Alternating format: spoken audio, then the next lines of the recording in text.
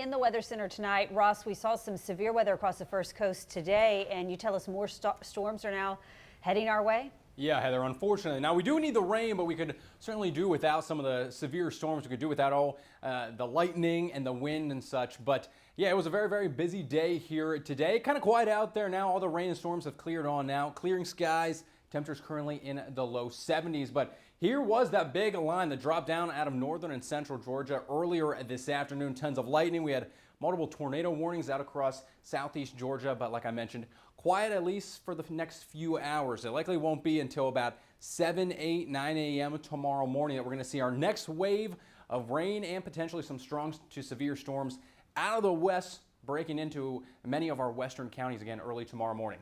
Main threat's going to be very strong gusty winds, strong gust fronts anywhere from 50 to 70 mile per hour wind gusts, localized flooding.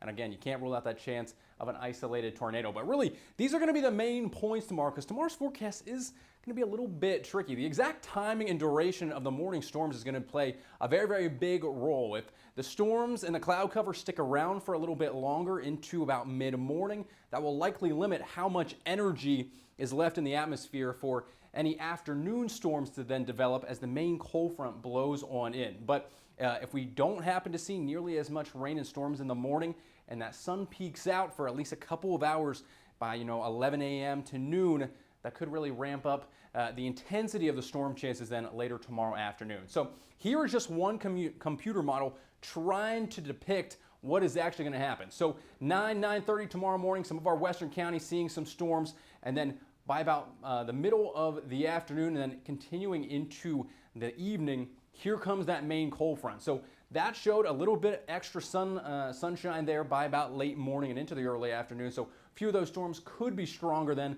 before clearing out by your Friday evening and overnight. But here is a different depiction of what could happen. This shows a much larger complex of storms sliding in from the west there just a little bit earlier, and it has a secondary one come in immediately right after it. So likely not going to be nearly as bad that second round that would come on in, and most of this would clear on out before dinner time on a Friday then. So there's still a lot to try and figure out for tomorrow, but just know many of us will see rain throughout the day. Just really going to depend on how intense some of those storms could potentially be as you get into the afternoon. But nonetheless, we are definitely going to see at least some morning rain and storms for many of us there tomorrow. But Saturday, things look much nicer. We clear those clouds on out. Beautiful for the Donna's Mother's Day 5K there Saturday morning over at Riverside. Temperature's going to start off in the 60s, slowly warming into the 70s.